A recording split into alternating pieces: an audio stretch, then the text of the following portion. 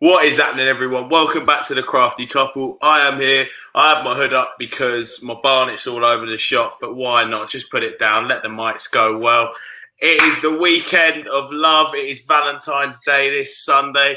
We get welcome Big Sam back into our hearts as Man United fans. And my dear man, Bits and Bobs, he's getting grief from the missus on this weekend because he's on this stream, he's on that stream, he's on so many streams. Bits, man, how you getting on? How are we? Yeah. So what? It's your boy, Bits and Bobs. Yeah, man, I'm good, bro. Valentine's weekend. I hope Sam doesn't break our hearts because we know as Man United fans, when we lose, it ruins our week, not just day. So yeah, man, I'm good. Just been on the weekly armchair. So yeah, that was good. Had a good crack for that, and yeah, man, good to go. Prior the warnings outside my bed. Right, it's love. It's love. As Mickey Flanagan once put it, you know it's true love and it's going to last once the casual cunting begins. Now, it's cheaper to get it'll be cheaper to stay each other. It's more expensive to get a divorce. So yeah. I mean that's one way you could look at the beauty of love. Keane, mate, how are you? How are you getting on? I haven't had you on for a bit. Yeah, I'm very good now, Owen. Thanks for asking. It's great to be back on the Crafty Couple, especially on the weekend of romance. It's kind of great to be here to see both of you guys. At least I haven't seen Bob's in about 2.5 minutes, but yeah. It's been good. It's been good, and as always, we're welcome Big Sam back into our lives. And look, for me, I think it's massively important for Manchester United that we go out there, get them 3 points, and let's make another statement. Yeah, we need to do that indeed. But as we do normally look through all of the fixtures, we'll be looking through Leicester versus Liverpool first, third versus fourth. Leicester, looking in decent form recently. Obviously, James Justin just gone out with that 9 months with that ACL. And Klopp's coming out of his excuses left, right and centre, signing lads from Preston. And, it doesn't seem to be going well for him. Only 2 wins in 5. How do you see this one panning out, Blitz? Personally, I think there's going to be loads of goals, right? But I think it might be a draw actually. Do you know what? Go for a draw? Yeah, I'm going to go for a draw.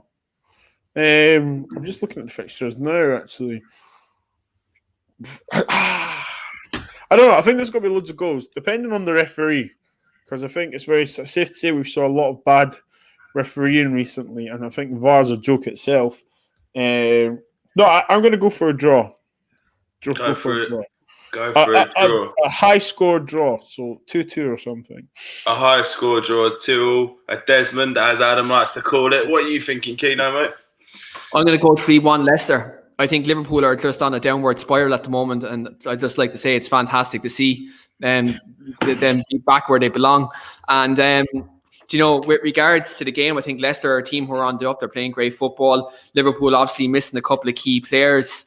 And look, again, their centre-backs are going to be thrown to the wolves against the likes of Jamie Vardy and Harvey Barnes away from home at the King Power. That is not a game to come in and try to settle in when you consider their threat on the break. And they can also play possession football. And Brendan Rodgers has that team very well coached. So for me, I look at this game. I think Liverpool do lose this game, and I think they lose 3-1 because I think Mo Salah will probably get on the score sheet for Liverpool. A 3-1 loss for Liverpool. I'm going to agree with my main man Bits. So I'm going to say it's going to be a 2-2 draw. I can see it being a high scoring one, but I can just see them edging it out. Not edging it out. Just hanging on for a draw, Leicester. Palace Burnley is the next game up at 3:00. Not the most exciting of games, but a lot, going on within both clubs. Palace, seems a lot of their fans are discontent with Hodgson, just sort of lingering in mid-table, just sort of staying there, stagnating as a club. And you see it a lot with sort of those mid-table clubs. They take a chance, and famously Palace did it with Frank de Boer, and he was gone after 4 games. But also Burnley, with the new ownership, a lot of people talked about that as Burnley possibly now having a lot of money to spend. Sort of was listening to Simon Jordan talking about it on Talk Sport. the way they've been bought is it's a leverage deal, like how we were bought by the Glazers, and it's by American. They've been thrown 90 million debt already. They're now put into massive debt, and and it doesn't spell well for Burnley because they're a nice, small, well-run club, and I'd hate to see them fall into financial peril and be relegated down the divisions as a result of it. I want them to get relegated. They're a horrible club. Nah, Turf Moor's a nice little ground, man. They got Holland's but look, it's a nice little away there. I don't get me wrong, I wouldn't spend a weekend in Burnley, but like for a 4-hour trip for a football match, there's worse places you could go. Tranmere being one of them. I hope Palace, Eze, Zaha, all of them guys put 5 past them, 100%. And I hate Burnley. I don't like the manager. I just don't like anything to do with that.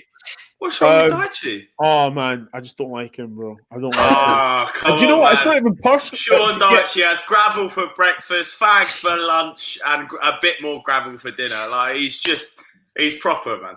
Do you know what? Like, it's a matter of opinion, but I just haven't taken to him. One of my friends used to play under him, and he told me loads of stories about him. So I think that's probably clouded my decision. Also, I think people think that Crystal Palace are playing not bad at the moment, and Eze's having a great time at the moment. He's having a nice period. Zaha will always come to the fore. So I just think that Palace will probably get goals. They've got good midfielders in McCarthy, Milojevic. Yeah, I mean, Burnley will huff and puff, but if Ashley Barnes and Chris Wood don't really turn up, I know there's Jay Rodriguez, but he's not really been doing much this season. No. Do you know? It's more sort of Chris Wood and Barnes. I mean, he's a good finisher. He's a good finisher, Jay Rodriguez, but he's not really. The injury set him back. He's never been the same player. Yeah, I can see Crystal Palace. It'll be a big game because both teams need to win, actually. Yeah. Burnley sitting 17th, Palace sitting 13th for the minute. I think Palace are pretty much safe. I think because of how low the points have been from that bottom three, that you're on 29 now. You probably win maybe 2 more games. I think you're probably safe. I mean, how do you see it? I mean, you wanting Palace to win? I'm guessing that's how you see it panning out, mate. Yeah, I think Palace are going to win. I think they'll win 3-1 because they'll concede. I mean, everyone's conceding these days. It's only City that are getting clean sheets, aren't they? I think they'll win 3-1. I think it'll be a boring first game, and then I think the last half an hour it will open up. 100%. What do you think? I personally, I think it will be a bit of a snore fest of a game, and then. I wouldn't be surprised if either side won it, but I'm gonna go for Burnley to nick it because they seem to because they have this sort of patch where they just they drop points, and then they'll get that win like they did against Villa and like they did against Liverpool, which we were all buzzing about. Keen, mate, how do you see this one planning out? Yeah, you mentioned that win against Liverpool. I got blocked off a former Liverpool and Irish international because of that. So shout out to Burnley for that. Is his name rhyme with Schmacketeer? Yeah, it does. Yeah. But anyway, shout out to Burnley for giving me one of the greatest nights on football Twitter in history for that one. But look, in all seriousness, you look at this game. Obviously, look, 2 teams who want to cement themselves in the top flight. Burnley obviously look under Sean Dyche. I think what he's done with that club in terms of limited budget and staying up, I think is remarkable. I think that's what he's done that for so long. Now, obviously, with this new ownership coming in and this 90 million kind of debt they've been thrown on, it's going to be tough considering the financial situation they're in last year. Yeah. Palace, obviously, they're a solid side. I think Roy Hodgson has them very well drilled in terms of defensive structure. And when you look at players, obviously, that you've likes of Eze there, you've Wilfred Zaha, Ayew can turn up on occasions, Milivojevic in midfield. Like they've plenty of players who will definitely do a job, and on their day, Joe can grind a result, especially on the counter attack. I think they're very good counter attacking side. Yeah. For me, I'll probably go with Crystal Palace edging it 2-1. But again, as you said, Owen, Burnley can pull a result out of their arse. So, like, look, it's very possible. Yeah, I mean it is possible, and that's why I just sort of tip them just over Palace, even if it's even at an empty Selhurst Park. What a ground that is to go to for an away day. I mean, they're a great set of fans, the Palace fans. Yeah. It's a shame you cannot have fans in the ground, but hopefully we move towards that happening with all these vaccines being doled out. We move on to probably the biggest game of the weekend in City versus Tottenham. Tottenham did get one of their most. It is if you look at it in terms of sizes of clubs against each other, they're two very big clubs. A big club against a small club. Let's not take the piss out of Tottenham that much. They're not that bad. Look, just let them be. There's no need to hurl abuse at these poor bastards. They've dealt with enough. But City look absolutely unstoppable. They're 5 points clear with a game in hand. I just can't see them being stopped. It breaks my heart because they're probably going to go clear, and they've got Everton midweek, and believe. They're just unstoppable. And Tottenham obviously going out of the cup to Everton, and they did get that win versus West Brom, but it's a tough one for them, and I can't see anything but a City win here. Tottenham beat them. I mean, Bits has obviously had a few more sherbets than me already tonight, so we'll let him sober up there for a minute. Keith, what are you thinking? I never want to see a Manchester City win ever, right? I never do. But we're going to see it this weekend. They're going to spank Tottenham.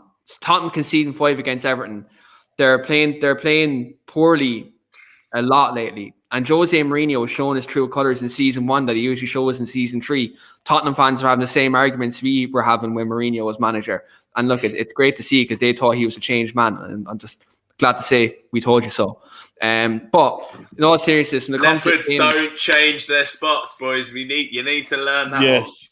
Yeah, and they learned that the hard way.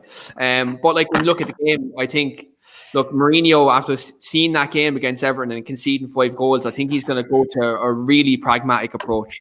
I mean, he's going to have 10 players behind the ball. They're probably not going to leave past the 18-yard line. I think you're going to see probably about 75% possession for City this weekend. I think it's going to be Manchester City. They'll beat them 2-0.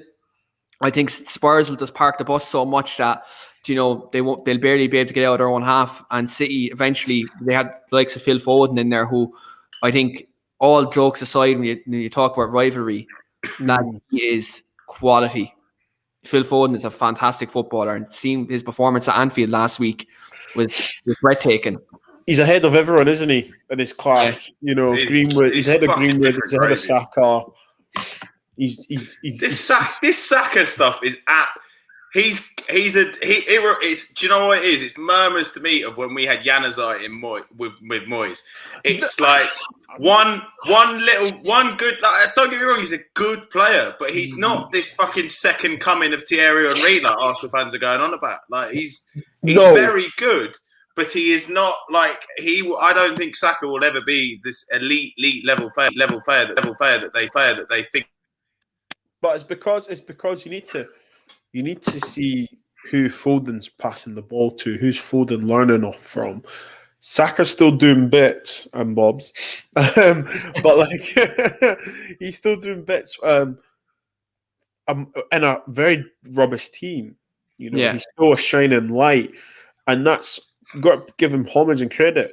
Imagine if Saka went to City. If he was even on United's right hand side, if Saka was at City, the geezer would be rotting in the reserves. I don't think so. I honestly look. I'm telling you right now, with his pace, strength, ability, technical ability. Remember, this guy was playing left back, excelling. He was playing left mid, excelling. Right wing, excelling. He played in the hole and excelled. Now he's playing in a dead team, like a banter club. Now imagine if he's putting these balls through to Aguero, putting these balls through to Jesus. His stats will go about stats, but his numbers, assisting that, will all go up, and his confidence will go up. You know that good players can play with good players, and he's only, I think is it 19, 20? You know? He's the same age group as Phil Foden. we need to remember, because look, if you put Phil Foden in the Arsenal team, he's probably going to have the same problems as Saka. He playing left back because of Arteta. Do you know what I mean? So I know what you mean. I can see your point, but you got to play the hand you're dealt. And I personally don't think that Saka, not just due to his circumstances of being at Arsenal when they are a poor side. I just don't think as a result of that, he may not. May because of that, and not just because of his talent. But he won't reach the very, very top like Phil Foden will, and I think Mason Greenwood will. I bet you a pint when it's safe to go to the games. We'll go to the game. I bet you Saka will go and have a great career, but it won't be at Arsenal, because I think he'll get better and get higher. To say he's going to have a better career than Foden, I don't know, because Foden already has a couple of league titles and stuff. But at Arsenal, Saka's ceiling is very limited, I think if Saka went to United, I think like that right side, I think he'd excel there. Now, obviously, Greenwood is very good too, but like Saka's done his majority of best form this season has come off the right hand side. And if he was putting in balls to a Cavani or linking up with a Bruno Fernandes, he would. He'd do bits. Look, he's a quality player, but he would. But again, I think it's just a case where, as I once said, he has to play with the hand he's dealt, and unfortunately, he's with the Spanish Tony Pulis at the moment. That's just the fact of the matter. He is playing with Tony Paella, but that's enough about Arsenal's, soon to be Swindon Town's right winger. As we move, what are we thinking? Who is getting the result in the end? Are we going for it? We all going for City wins there, I'm assuming. Yeah, I'm going for City. Bits is going for a Tottenham 2-1. He is obviously pissed out of his head. He's loving life. Fair play to him. We move on to one of the less exciting games. It's the 8 o'clock on Saturday, which is good when United are at it, but when it's a bit of a shite game, it sort of ruins your Saturday night. And it's Brighton Villa at the Amex. Do you think that's a boring game? I don't think it's a boring game, but it has very much the potential to be a boring game. I seen the reverse fixture and it was pretty fucking boring. Yeah, it wasn't like there was a red card and stuff in it, and the best striker in England, Danny Welbeck, scored his first goal for Brighton. But I don't know. I just don't think it doesn't excite me personally. But Brighton 10 points clear of relegation, unbeaten in 5. Aston Villa do look quite inconsistent. They've got 2 games in hand. If they win those 2 games in hand, they can go into 4th position ahead of Liverpool. And Brighton are everyone's favourite, everyone's second team this season with Graham Potter, this sort of hipster style of football. So it's a tough one to call. Keane, who do you think's getting it? I'm going to go with a Villa win. Huh? You're saying who's getting it? Me in a minute, gentlemen. I'm going to have to shoot. I'm going to have to shoot. Listen, get me on next week, mate. Seriously. I'll shoot the part of you guys. Seriously. I'll be watching from my phone, though, because I've subscribed. But, yeah. If I want to make it out this weekend, yeah. Okay. I'll let Bits enjoy his Valentine's weekend for himself before his missus absolutely kills him. See you later, Keith. Check him out on all the socials. He is a funny fella. Key mate, back to the Brighton Villa game. Who do you think's getting the result here? Brighton Villa. I'd probably say Villa.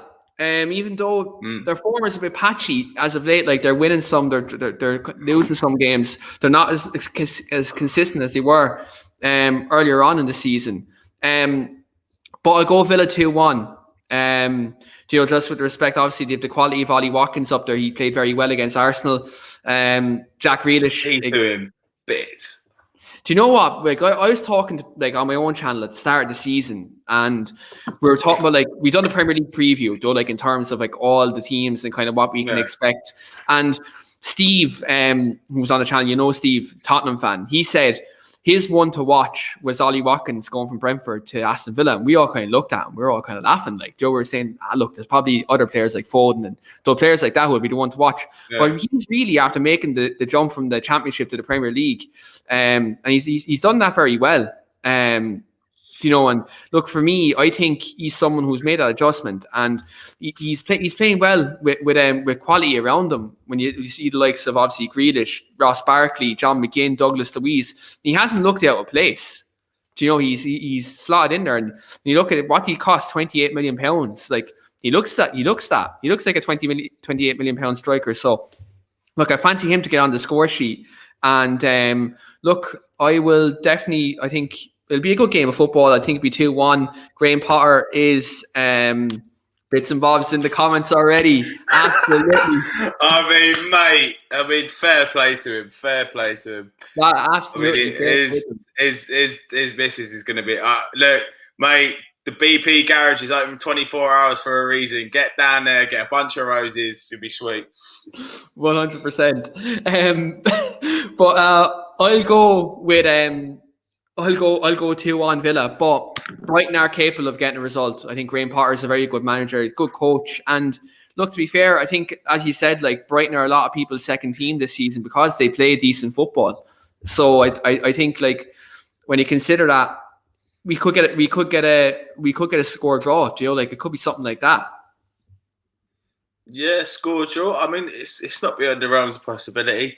I'm actually going to go for a 2-1 Villa here today. I think, tomorrow. I think Villa are good. I think they just have that bit of quality, as you say, like Grealish, Watkins. I just think they'll be able to do Brighton. I don't think Brighton are as good as people say. Until their sort of run recently, I think they're only won 2 or 3 games.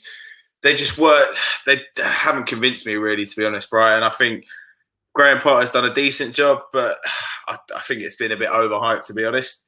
So yeah, I'm going to go for a 2-1 Villa myself. Moving on to Southampton Wolves on Sunday, the 12 o'clock, which is it's just too early on a Sunday. I mean, it's just 12 o'clock straight away. I mean, Bits has come in there with his prediction, 3-1 for Villa. I mean, he's just going to be on it via the comments now. I think that's just what's happening. But Southampton versus Wolves, the next game. Southampton haven't. Ollie Watsits didn't even say that. Southampton actually haven't won a league game since their Liverpool win. Which I checked that today. I was surprised that they have won in the cup, obviously, though, and they did. I think last night get the win against Wolves away. They looked a much better side. They absolutely dominated them. They win 2-0, and they've got Wolves now this Sunday. Can they repeat the result, King? I think they can. Like, it's very possible. You look at the Premier League this season. Like, results have kind of. They've been thrown up in the air, haven't they? Like, the teams who are expected to win, like, home and away records don't seem to matter this season. So I think it's very possible that we do see the same result this weekend. It is quite possible. Yeah, at Southampton as well, and I can just really see them, going charging through and getting that result against Wolves. I mean, some of the abuse that poor old Fabio Silva lad's getting is. It's just so out of order. He's only fucking 18, man. He moved for a lot of money, but he's 18. Like, he's just moved to a different country during a global pandemic. And yeah, he's cost a lot of money, but fucking hell, man, he's 18. Give the lad a break. He doesn't score it like he scored a couple of goals. He's going to take time to settle in. The abuse, man, that players are getting these days on social media from some dickhead with a photo of a footballer on their account. Honestly, it pisses me off, man. I just don't get look. I'm not one to have not said bad things about players when I'm at the ground. You can pull up fan cams of me, effing and blinded. I've seen that. Calling people, just saying, "Oh fuck, fuck, effing and blinded." I try not to swear as much anymore, but like, there's limits to it. There's after a game and during a game and. Just going onto social media and just absolutely putting out just dogs abuse. That you've seen the racist abuse that's going to players now. It's just absolutely Disgusting. despicable. But it's just, I just don't understand it, man. I mean, look, Bits has got it there. Bang on. Fuck the trolls and the scumbags. I mean, just how sad of a little life do you have to lead to go home, go into your DMs, go in to try and DM Anthony Martial and call him I just don't get it, man. And you call yourself a United fan. God, get in the bin, man. That's all I could say. Absolutely. I think you're in complete agreement with me there, mate. Surely. Yeah, like look, I said this on my channel a few weeks ago. These fucking sorry for swearing there. These little parasites. Okay, you don't have to swear when you're on my. I apologise for swearing on my channel. You know that. I know. I'm trying to tone down on it myself. But these parasites, that's what I'm going to call these people. These parasites, making up these fake football accounts, going in and abusing footballers. And like, these are the same people who on their personal accounts who will promote mental health. I think this is one thing you'll see. These very same people are probably on their own personal accounts promoting mental health. And at the end of the day, just because these footballers earn a big wage and they have a lavish lifestyle and stuff like that, they're human too. I think that's something that we have to remember. These footballers are human too, and they have feelings too, and they have their own problems too. You don't know what's going on in someone's head, and then for these people to go in and do this, these footballers, and we're in a global pandemic, and all these people are going to be on their phone a lot more than what they usually would be with all with no distractions because everyone has to stay in home. It's uncalled for, and there's no room for racism anywhere in life, regardless of football. Everywhere in life, there's no room for it whatsoever. And all these people on social media platforms like Twitter and Facebook now are making steps now to eradicate this, which I think this step should have been made about 10 years ago. Yeah, but doesn't that piss you off even fucking more? Because they've only just started to do it now. Like, I've been on Twitter since I was 13 or 14, and I have seen some of the absolute, like, just there's no midline in it. There's no maybe there's no confusion, just flat out despicable, disgusting language. Like, we all swear, we all say things off the cuff, trying to be a bit funny or whatever. But like, God, it's some of the racist abuse that I've seen on Twitter, man. It's just like constant, just like after anything that's tweeted, it is just a constant stream of it, and they're only starting to do it now. I just don't understand. It's taken this long for it to happen. It's taken 10, 15 years for social media to actually stop it. Like, you think about this, like, you look at websites like Facebook, Twitter, the biggest ones since let's say like the year 2004, right? That's when these websites kind of blew up, right? We're now in the year 2021, and they're only putting these measures in now. It just shows how backwards some of these people are who are running these multi-billion-dollar companies. It's a disgrace. But look, again, it's glad now at this point in time that we now have steps in there for these people to be caught, and arrests are being made. And look, I think the more these people get caught, the less we're going to see of it. And there's no room for it in any frame of life. And again, I can't stress it enough. We all need to, like, we're all raising awareness. The footballers are doing it. They're doing it across all sports. It's absolutely great to see. So the fact that everyone's come together now and we're all being stronger in terms of it, hopefully this fingers crossed is going to be a thing of the past. That's the thing. I feel like whenever there is an issue, that's one of the benefits of social media is that whenever there is an issue that is against the sort of social agenda, social agenda is the wrong word. The social accept of what is right, essentially. What goes against that. The whole social media community as a whole, apart from these verminous bastards, come together as a collective and like rally in support. I mean, like, in any situation, I think, the UK and Ireland are great. I mean, I think the best example for me was after the terror attacks in Manchester. If you think you're going to like divide people, right? The fact, right, is Chris Martin played with fucking Liam Gallagher. They hated each other, like despised each other. You've managed to get two men that genuinely couldn't sit in a room with each other to play a gig. That's how much you aren't fucking winning this, man. Like, just stop. Just be sound. We're here for a fucking short enough time as it is. Why just let so much hate ruin your life? I mean, like, there's very few things I hate. I hate City, I hate Liverpool, and I hate Chelsea. That's about it. There's just no need, man. Yeah, there's just absolutely. no need. Do you want this on a more positive note, Owen?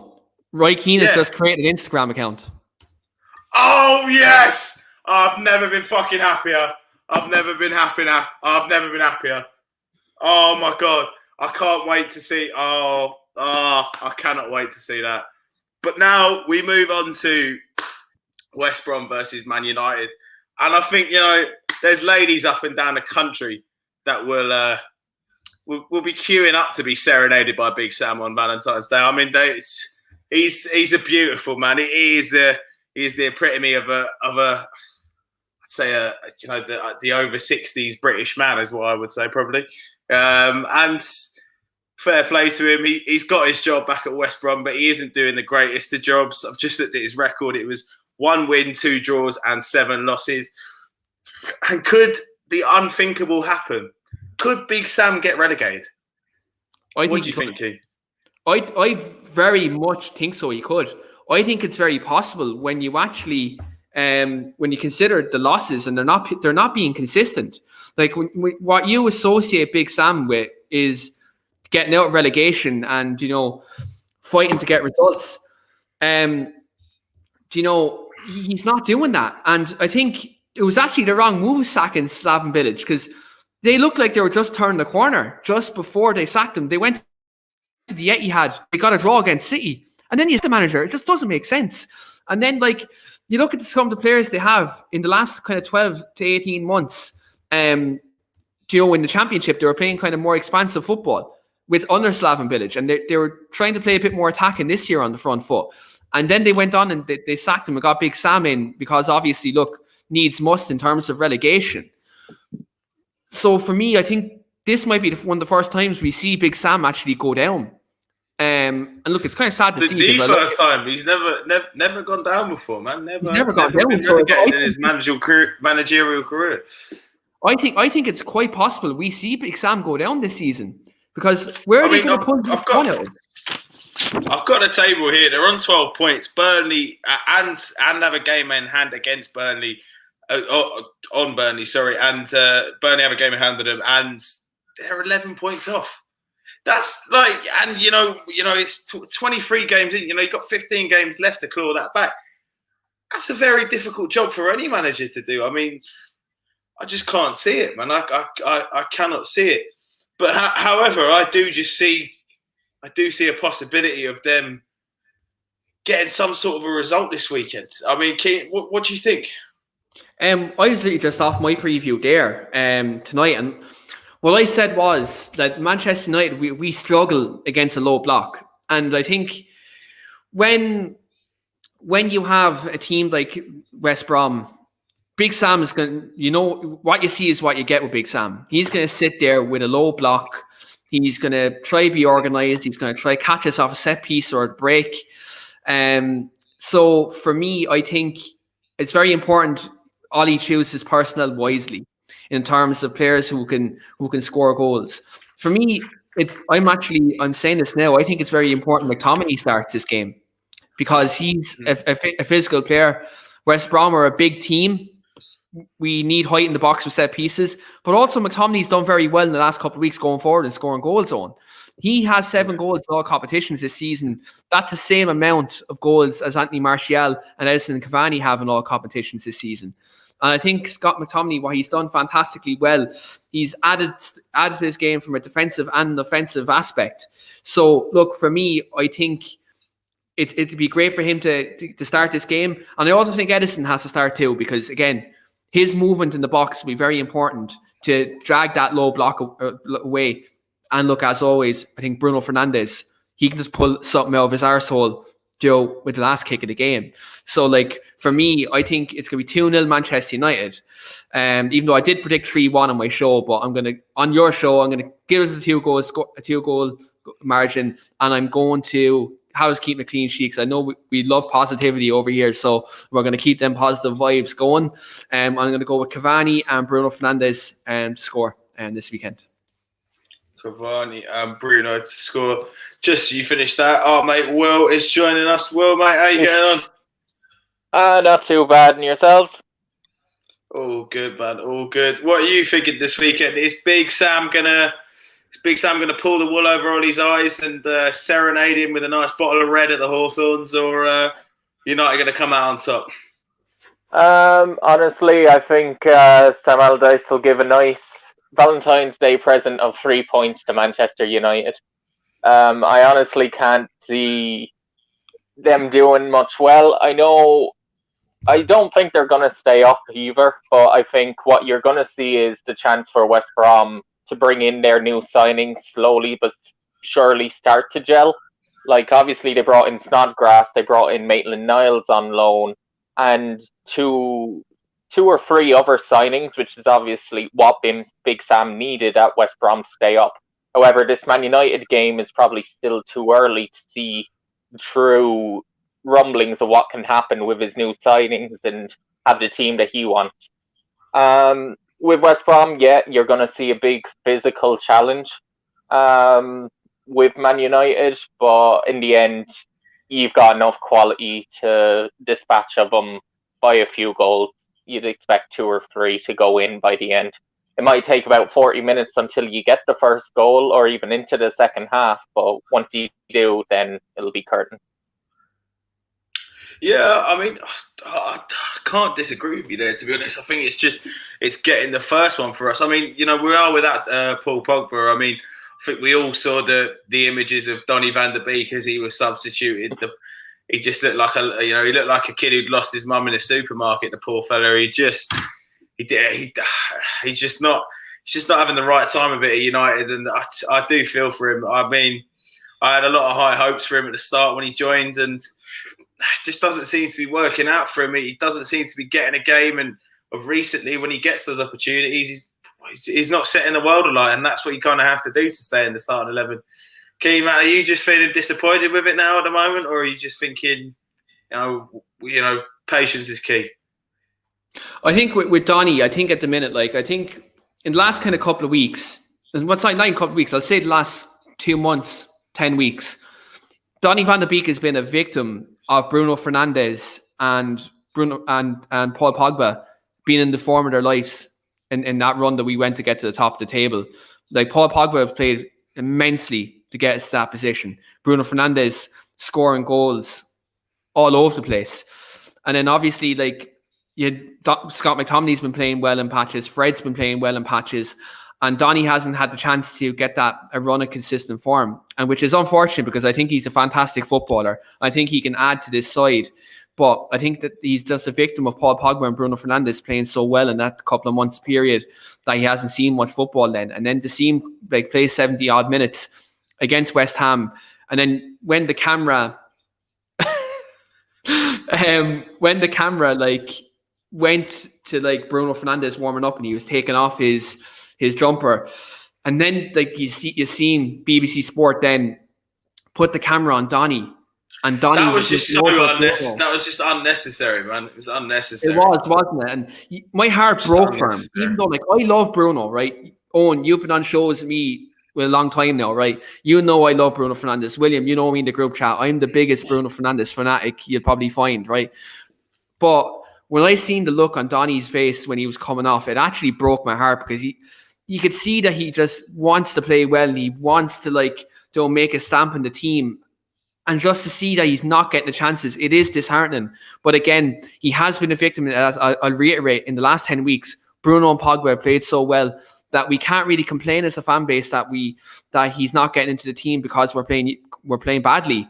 He hasn't got into the team because of the form of other midfield players at the moment. I think that's what we, as Manchester United fans, I think that's something that we should accept. Do you know what I mean?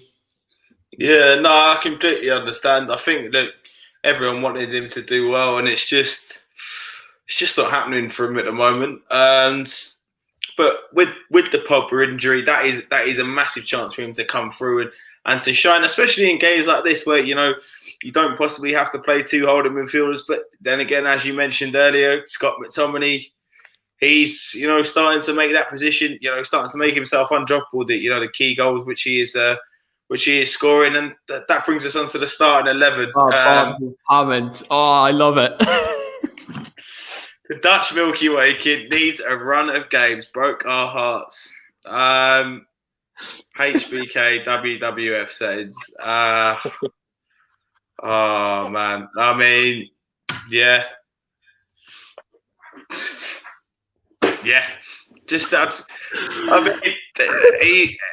mean, Bits, man. He is just one funny fucker, isn't he? But look, just moving on then to the starting 11 predictions. Keane, I'll start with you, mate.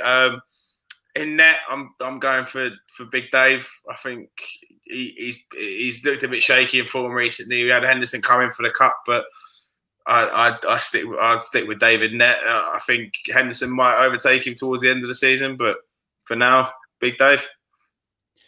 For me, I'm Dean Henderson. I said this last week. David De Gea has had so many chances in the last 18 months. I don't think we can trust him anymore. I think it's about time that we give Dean Henderson a fair shout at the jersey. We didn't do it last season with Romero because Ollie didn't trust Romero.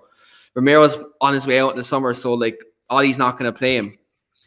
I think this is the time where Dean Henderson needs a run of a couple of games so to show that if he can cement himself as Manchester United number one, he's soon to be England's number one in the next year or so.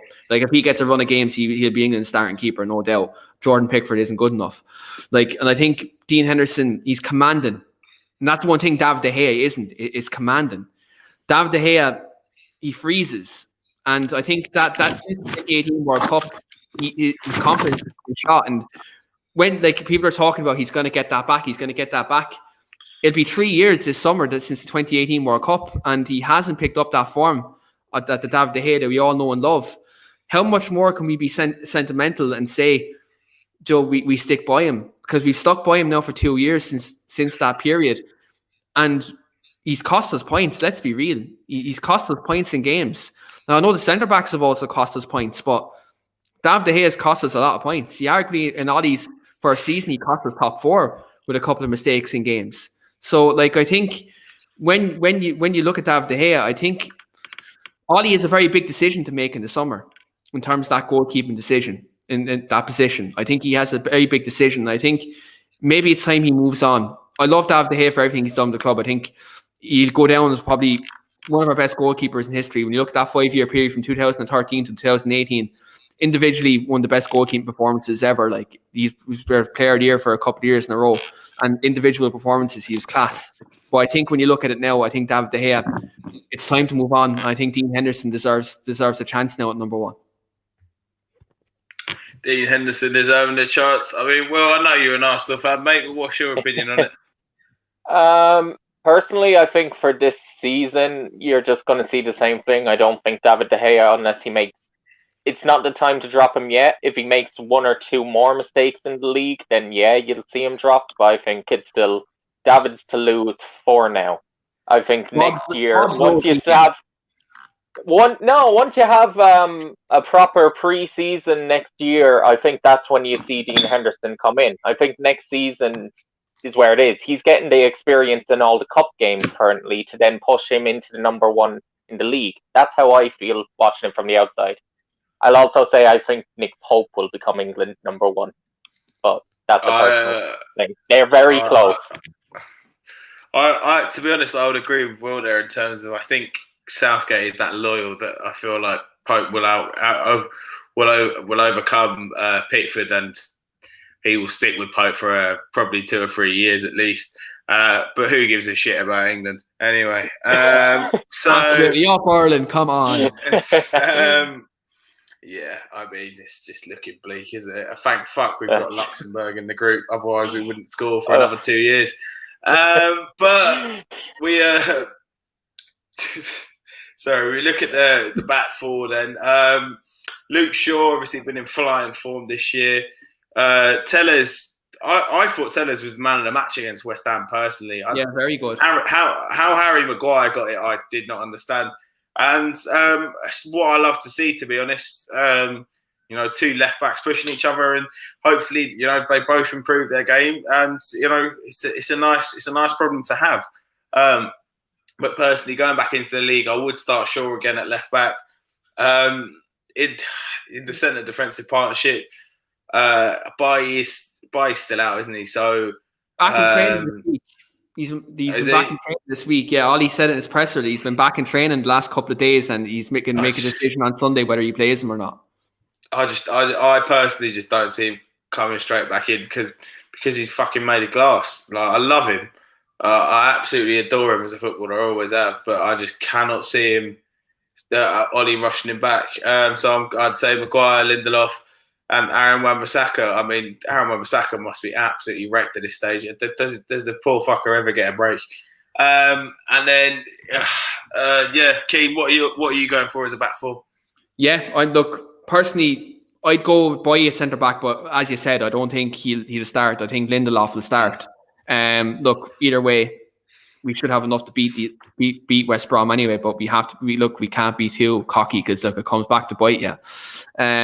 But I think Aaron Wan-Bissaka, you touched on it, Owen. I think he must be absolutely wrecked. He's been playing for 2 seasons solid. I hope with that link with Max Aarons in the summer that if we can go in and get him from Norwich, he'd be someone who can push him. Obviously he's not going to be a starter, but he'd be backup. I don't think we need a Max Aarons. I think we need a much more experienced right back alongside Wan-Bissaka. I don't think we need a Wan-Bissaka. I think Ethan Laird could come in there and fulfil that role perfectly once he finishes loan at MK Dons. Yeah, I don't think a Max Aarons is necessary. I think you go inside a more experienced right back. Who that is, I'm personally not sure. People are saying Kieran Trippier, but he's going to cost you 50 million, and he's 31. Does Woodward go out and make that signing? Because Woodward's been, he's keen to get away from the overpaid 28, 30-year-olds. You've seen the recent transfers players we bought. Now, obviously Cavani was a free, so he doesn't count. But when you look at the way we're buying players now, we're buying players kind of from 23 upwards in terms of that. Now, bits and bobs have said Lamptey there. I think he'd be Lamptey again, inexperienced. He's had a season at Brighton. I think people forget how had a season at Palace before he came to United. And now look how he's struggling. Yeah, so I suppose when you look at that, this is the thing. You need experience to in order to nurture that natural talent.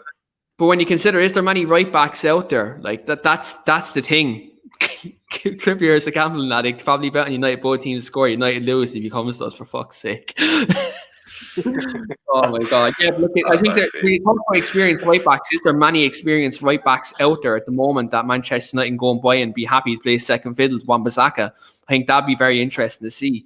In that regard. But when you look at the back four again, it'd be Wan-Bissaka, Lindelof, Maguire, Shaw. Luke Shaw has been the best left back this season up there with Andy Robertson. He's been so consistent this season. I think that sign of Alex Telles you touched on, Owen, that's just brought him up another level because he knows if he plays shit, he is a very ready left back in Alex Telles. Hakimi, he'd be a great signing. Hakimi in Milan, I mean, that would have been an unbelievable signing. Inter got him for 40 mil, which in this market is an absolute snip.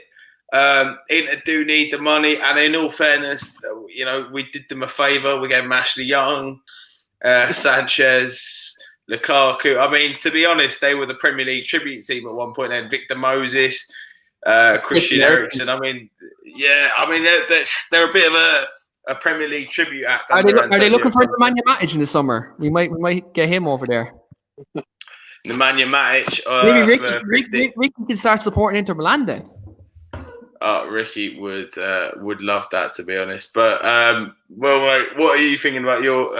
What would you go? I'm guessing you sticking with the same back four, or? Yeah, to be honest, with the back four, I think, even though I do definitely rate not Wan-Bissaka, Bailly, he's not fit enough yet, I'd say. Yeah. Plus, Solskjaer just seems to want to stick with that partnership for whatever reason. I know personally watching it, it's not the best. So I know you obviously watch much more in depth. You must be thinking, why the hell does he fancy it so much? But it's just going to be the same back four with Wan-Bissaka, Lindelof, Maguire, and then left back Luke Shaw, who has been playing unbelievable and doesn't deserve to lose his spot whatsoever, and probably should be in the England side. I know I'm bringing Oh, up he can England a start lot, but in he Europe. should be, because England have no left backs. Before this, I was saying the only two left backs that they properly would have and should bring to the next competition is Luke Shaw and James Justin. And now James Justin's done his ACL, so Luke Shaw definitely should get in. He's been that good this year. Yeah, definitely should be on that plane to wherever that tournament decides to take place, because they don't know where it's going on at the moment, because can't really have a tournament all over Europe during a global pandemic. But yeah, that moving on then to, we'll just go through it as a front six, sort of like the midfield three. Keane, who are you going for, mate?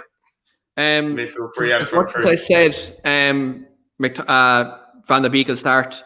For me, I said this on my channel, I'm going to go with McTominay, Matic, and Bruno Fernandes. I think Matic sitting there gives McTominay all the time in the world to make them runs into the box, what he's been doing a lot lately in the box-to-box role. I think he's been doing great in that role. I think against West Brom, we need him in there, getting all around the pitch to break up play, especially if they're physical midfielders. And again, Matic provides that protection in front of them two centre-backs who are made of Milky Way bars. Do you know what I mean? They're absolutely useless. Like, the Maguire and Lindelof as a partnership. If without Eric Bailly there, you're going to need a bit of protection in front of him. So I think you put Matic in there. And again, look, as I said, Bruno Fernandes in number 10 for me has to start. And then I'll go with the front three very quickly. I'll go with Cavani, Rashford, and Mason Greenwood. Cavani, Rashford, and Mason Greenwood. Personally, for myself, I wouldn't differentiate much from that. In terms of that midfield three, I just would love to see Donny start. And I think you can play a midfield three, especially against West Brom. And I feel McTominay is disciplined enough to play the role of McTominay, Van der Beek, and Bruno. This is more like what I'd like to see as opposed to what I think will happen. And then in terms of the front three, same as you, Rashford, Cavani, and Greenwood. I think Martial now has lost his place permanently. I think he needs to sort of work his way back in. I think he'll be rotated with Cavani more and more in that number 9 role. Will, what do you think, mate? Personally, McTominay obviously has to start the way he's been playing recently. Great box-to-box midfielder, but again, different. I just feel like he's going to play Fred. I know he probably doesn't deserve to, but I just feel like he feels they're the midfield partnership too. That even though it's against West Brom, it gives McTominay the more license to move forward a little bit more. Once one sits, the other can move forward a bit more. And it's just a partnership that the two of them have. And he just seems to rely on that if he ever gets a problem. With Paul Pogba out now, I feel you're going to see it a lot more. And obviously, I'd like to see Donny get a few more games, because I feel it does feel a bit disappointing given how much he brought him in for and how much, like, we know he's not a bad player. You look at him and it's like he's got a bit of talent, but it almost feels like maybe a little more deeper, but he's very similar to like Juan Mata in the sense that you just never seem to get a game, but he's very intelligent. He's just something about him, and I just don't think he's going to get a game again, because there's something about it that Ollie just doesn't seem to feel like he's ready for like Premier League games at the moment. And this being a very physical game against West Brom, against a Big Sam team, I just don't feel like it'll be the game for him to come into either. So you have them two. You've got Bruno, obviously, best midfielder in the world right now. Hey! Look, you can't beat stats and what he's done to your team, improving them from, what was it, 1.2 or 1.3 points a game to over 2.1 points a game now with him in. Like, that's phenomenal. And what he's done, he's just dragged you up to second. Let's put it that way. You were fighting for top 4. He's coming in, made you second place in the league. You can't beat that type of statistics. Then on the left, I put Marcus Rashford. On the right, I put Mason Greenwood. And personally, I'm delighted to see it. Well, delighted in inverted commas. I want to see him succeed, but I don't want him to see him succeed against us. Let's put it that way. You can see he's got talent, and you know he's been through a hard time. You just want to see him get some games under his belt to improve, because it's the Premier League. It's one of the toughest leagues in the world, and yeah, he's in at a very young age, and there will be times he needs to get rested.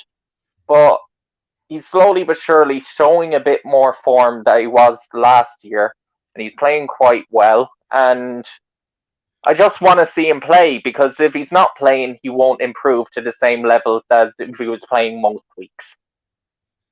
And personally, I think he's going to be a world-class player and has that potential. So hopefully he plays the weekend, and hopefully he can continue to play. Then Cavani up top. Yeah, hopefully so. Predictions for the scores, lads. Keen to what are you gonna go? Yeah, I heard your prediction earlier. What are you going for? I'm going to go. I went 3-1 on my channel, but for me, I'm going to go 2-0 Manchester United. And I'm going to go Edison Cavani, and as always, a Bruno Fernandes penalty. 2-0 and a Bruno penalty. We love to see it. William, what do you think the score will be, mate? 3-0 or 3-1. If they score, it'll be from a corner. Good shout. Yeah. I mean, I can see that as a possibility, to be honest. I personally think it's going to be a bit of a tight one. I think it's going to be 2-1 for us. I think, as I say, my bum will be flapping during the game. And we will just edge it out, and it'll be Ollie serenading Big Sam with a bottle of wine in the back of the Hawthorn on Valentine's Day. And who knows? Maybe they'll sit down. They'll have a nice meal together over a glass of red. That's what Fergie used to do back in the day. And you can see a lot of Fergie is, he's Fergie light essentially is what Ollie is. He's tried to copy pretty much all of his mannerisms, and loves to see it. Bring me back to the good old days when I was a kid and we used to win everything. And talking about the good old days, this used to be a big game. Arsenal versus Leeds. It's now 10th versus 11th. It used to be a big game back in the day, but now it's a mid-table game.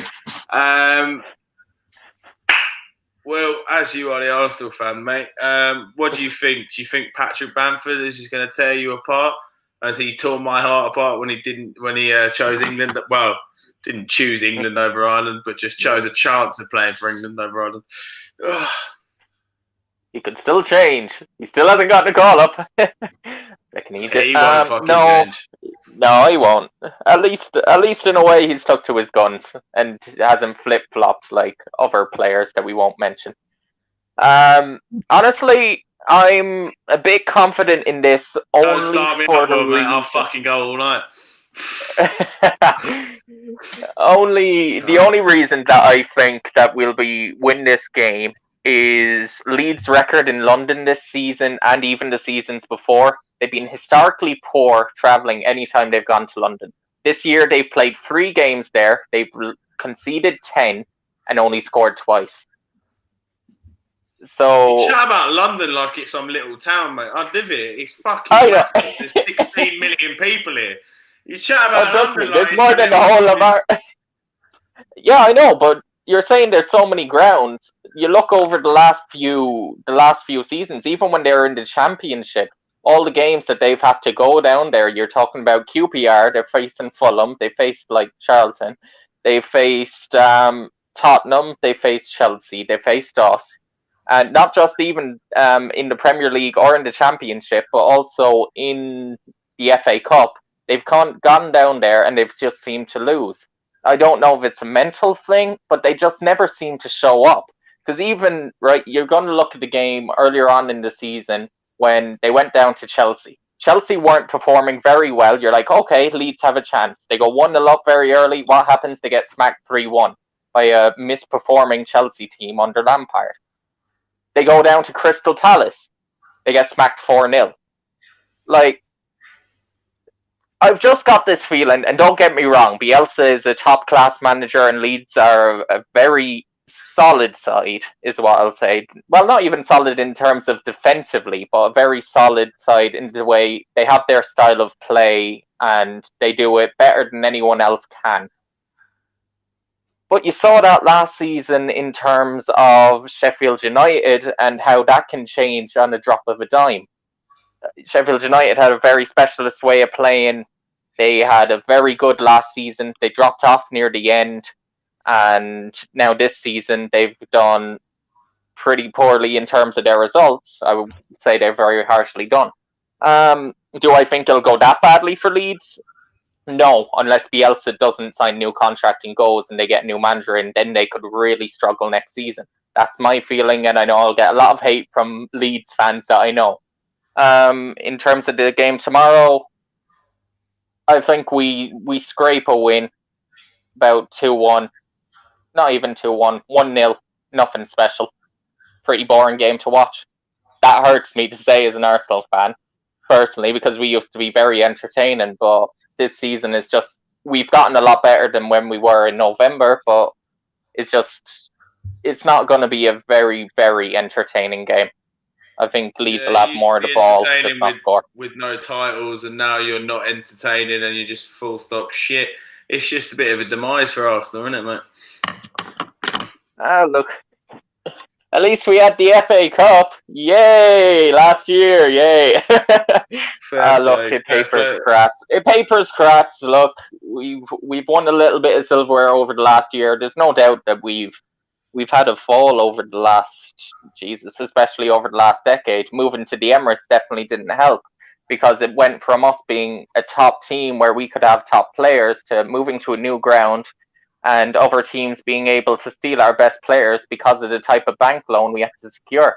We lost our financial power, which in turn, with the rise of more money coming into the game, likes of Man City getting new owners, Chelsea having the new owners, and United being United, good and rich, it meant these teams were able to pump money in, and it ultimately pushed us down the ladder further, which is a shame. And then we've had some bad decisions from our boards that have put us back massively over the last few years as well. Yeah, I mean, it's just a poorly run club, and it's now coming to fruition. I think Leeds are going to absolutely batter you. I'm in agreement with bits and bobs. I think they're going to win 3-1. Keno, mate, are you in agreement with me? I feel like you might be. Yeah, remember the last two occasions I was on this show, I predicted Arsenal losses and they both came to fruition.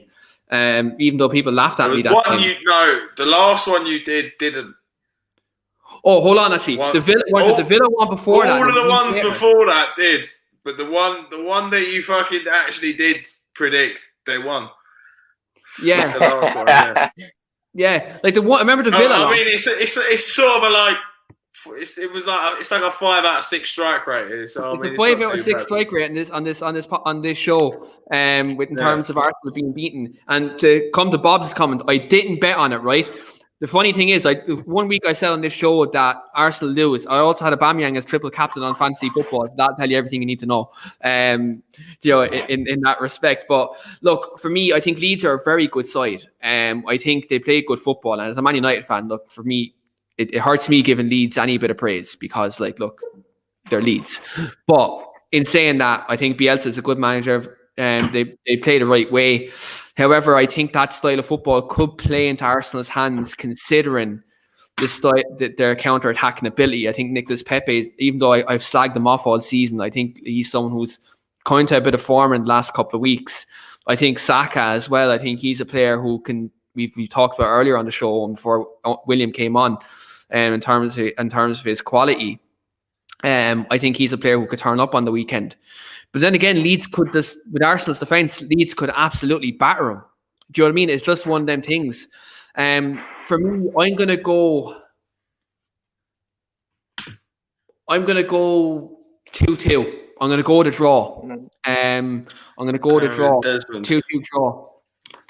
Desmond, 2-2. Very entertaining game. Let's get through these last three. That definitely sounds like my degree that I got in summer. A good old Desmond.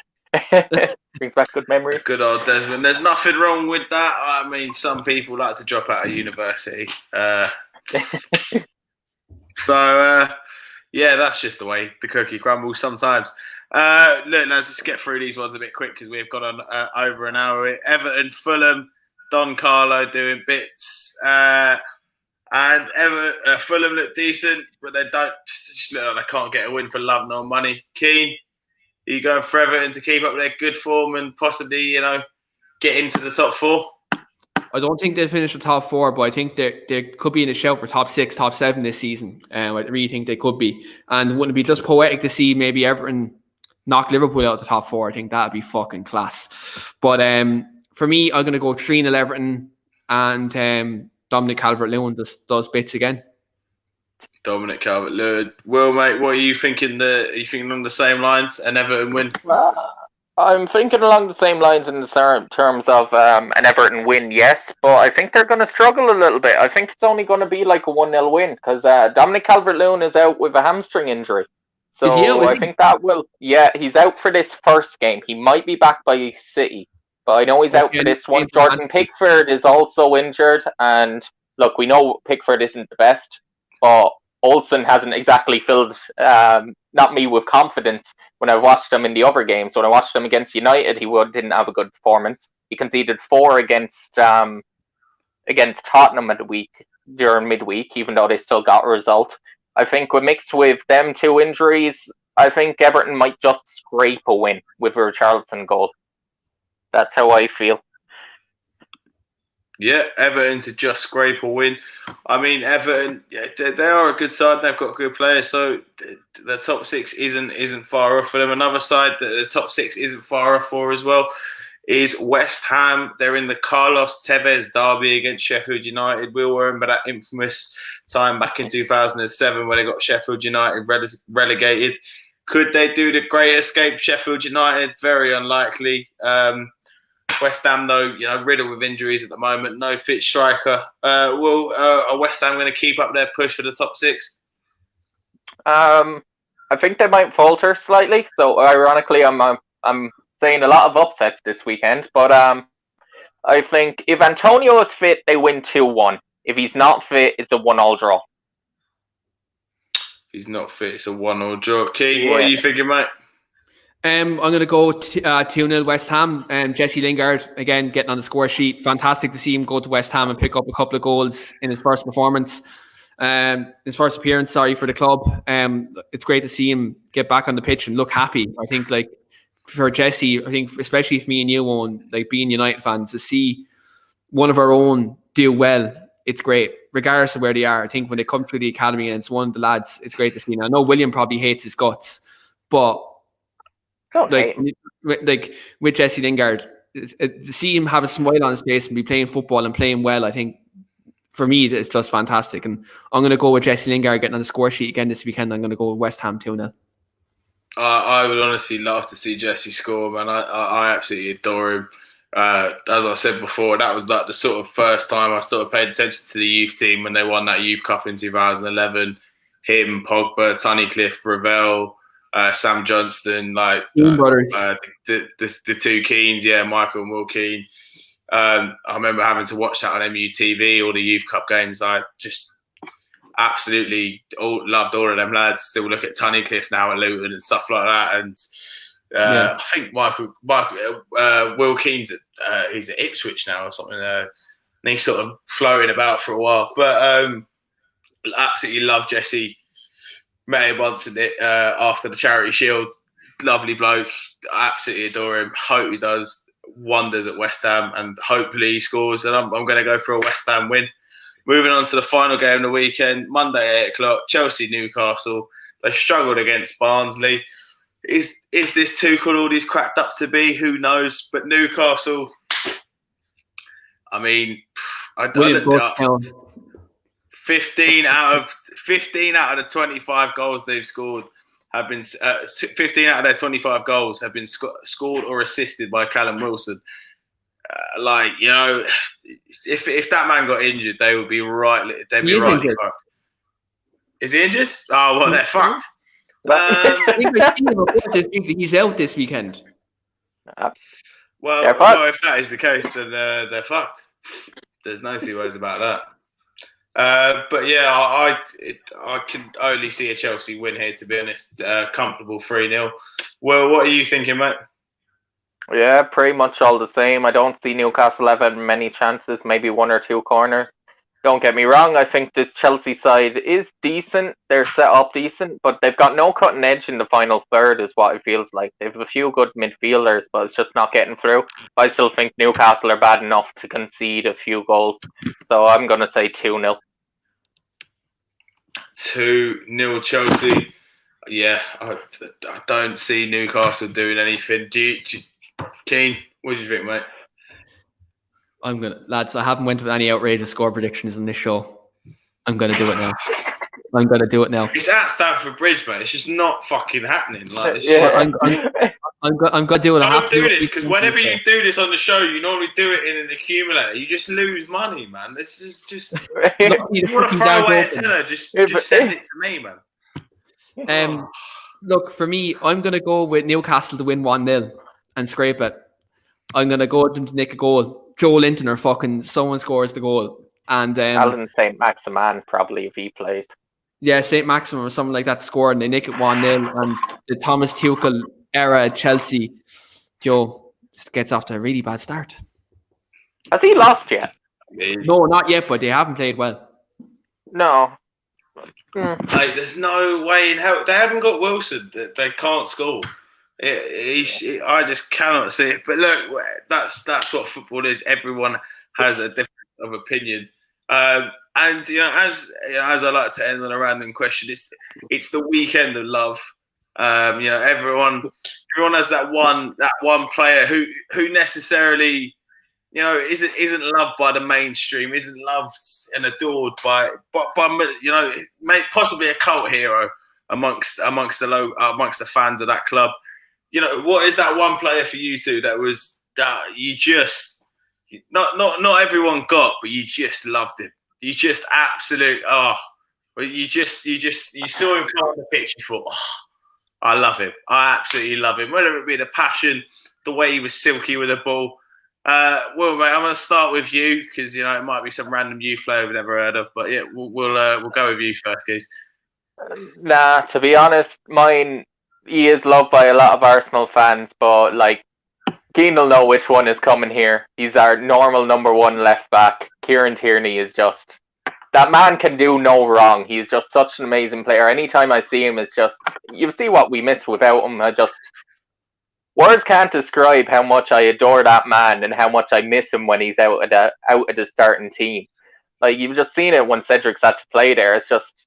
He's such a great footballer. He's such young. He was such a great bargain, and what he's done, just his fight, his fire, and he's not a type of. He's Scottish, which is unusual because there are a few ways that when you're from there, you can be very fiery not in a negative way. I don't want to say this because I know a few Scottish people that I really do like, but I think of say Andy Robertson, who I absolutely can't stand. He's like the opposite of Andy Robertson. Yeah. Which is the best compliment you can ever get in terms of a personality. To be fair, if Andy Robertson played, I don't think he's that bad of a bloke, to be honest. I think if he played for your club, you'd love him. But Keith, mate, who's your Valentine this Sunday? Right, okay. Football terms. For me, if we're going on the past, right, and called heroes, my called hero in the past was Diego Forlan. I fucking loved him at United and scoring against Liverpool. He was just some man. But if I go on called hero right now in the Manchester United team, it's Scott McTominay for me. Like William knows this. I worship the ground that man walks on, and like Mr. Max Sauce, I got Max Sauce number 39 on the back of my jersey for a reason. Partly because I was drunk, but the other reason is because I absolutely love him and his fight and determination, and the fact again he's one of our own coming through the academy, and he always puts in 100% in a Manchester United shirt. And as I said to you last week, he has a DNA of a Manchester United player, even though some people don't think he does. I mean, I was in complete agreement with you, mate. But mine for that would be sort of between two lads that I absolutely love. Two Spaniards. One we still have. One is Juan Mata and one is Ander Herrera. Oh, I love that man. I loved Ander Herrera. I was there at his last game at Old Trafford. I actually wanted to cry. I remember we had a banner that because the song was Estrella by the Glass. He's not Spanish, he is Basque. It was Herrera written out in sort of Estrella writing, and it was just honestly, I absolutely loved Herrera. I think he was a quality player, massively underrated, and was very sad to see him go. And Juan Mata as well, when he signed, was a massive coup for us, and I absolutely loved him and was so happy when we got him. And I think he's a brilliant. He's just a fucking amazing bloke. With shithouse as well, right? There are very like he's got the reputation for a nice man of football because he's just fucking amazingly nice. He's just a great bloke. He started that initiative of giving a percentage of your wage to charity with so many footballers signed up to. I mean, I love Juan Mata and I love Herrera. They were my two that I absolutely adored. That Mata less so, but Herrera, wasn't loved by the masses, especially non-United fans. I'm just pointing the other way at William because I think William fucking hated him too. I mean, look, rival fans hated him. Fans hated him, but that makes us love him even more. He was such a shithouse on, weren't he? Like you knew in a away game, you could just rely on him to go there and get a player booked. Like, do you know what I mean? Like he was one of them players you just know he put in 100%. But then, like, remember when he went to Anfield? Remember that day in 2015, lads? Went to Anfield. Steven Gerrard's last game against Man United, and he gets sent off after 38 seconds. Herrera absolutely shithoused that. That was fucking beautiful. Oh, no, that was absolutely beautiful moment. I will never forget that one. But that brings us to the end now, lads. We've gone on fucking long enough. Lads, just give yourselves a chance to plug yourselves now. Keen, you go first, mate. Give the people where they can catch you. Yeah, so you can catch me on Twitter, firstly, at Keen_United for all your banter on the rival fans and all the Bruno propaganda. And also you can catch me over the weekly Armchair Kickoff podcast on our United show. And we also do have a London show and an all-women's podcast over there as well. So we cater to absolutely everybody. So do check us out over there. Yeah, and Will, mate, you want to give the people where they can catch you? Yeah, no bother. On Twitter, I'm pretty sure it's William Bryan 16, but I'm not 100% sure. It's either 16 or 21. I'm pretty sure it's 16. No, actually, never mind. It's Willy Chili Bry. What am I on about? That was my Instagram. It's Willy Chili Bry on Twitter. Yeah, so that's that one. Then the weekly Armchair Kickoff, obviously, is where most of the football and opinion, whether it's not me, whether it's other guys on the London Lowdown, or the All Women's podcast with actually my mother is on that. But again, don't make you think that means nothing. Age means nothing, but there's some great opinions on that. And that's the one that I especially ask people to watch in because recently we had Stephanie Roach on, and that was an amazing podcast to watch. Yeah, it was great. Brilliant in our weekly armchair. So give that a like and a watch. Brilliant content from the guys. Check out their channels, check out their socials. Please keep liking, sharing, and subscribing. And I will talk to you lot next week.